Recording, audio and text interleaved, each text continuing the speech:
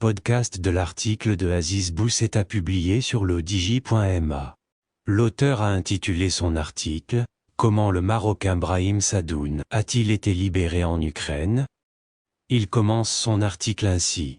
On s'en souvient, en mars dernier, quelques semaines après le déclenchement de la guerre en Ukraine, le monde apprenait l'arrestation par les forces séparatistes pro-russes dans la région administrative de Donetsk de 3 soldats étrangers présentés comme des mercenaires, dont le Marocain Brahim Sadoun.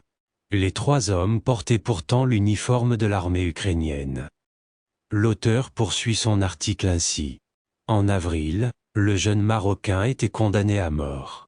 Surprise et consternation au Maroc. Puis les choses avaient commencé à s'éclaircir.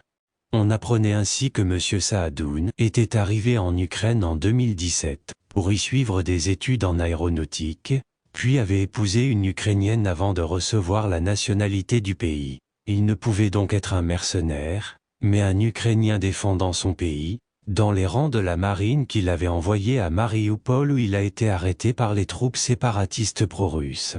Vu du Maroc, la situation était embarrassante, Rabat souhaitant faire libérer le jeune Marocain, mais refusant bien évidemment d'entretenir toute relation avec les entités séparatistes, dans le respect de la souveraineté et de l'intégrité territoriale des nations.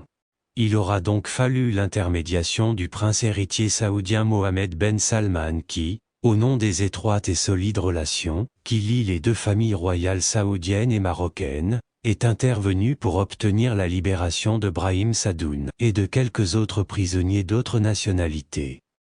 L'auteur conclut ainsi. L'amitié du prince héritier Mohammed Ben Salman avec le roi Mohammed VI remonte à longtemps, ainsi qu'en témoigne la photo des 2 hommes à Paris, et comme l'atteste également cette action résolue menée par MBS, pour s'assurer de la présence du Maroc au prochain sommet de la Ligue arabe à Alger. Rédigé par Aziz Bousseta et lu par l'intelligence artificielle de Lodigi Media. N'oubliez pas de télécharger notre application Lodigi Mobile sur Android et iOS et de vous abonner à notre chaîne YouTube Lodigi TV si vous souhaitez être au courant des dernières actualités, podcasts et émissions télévisées.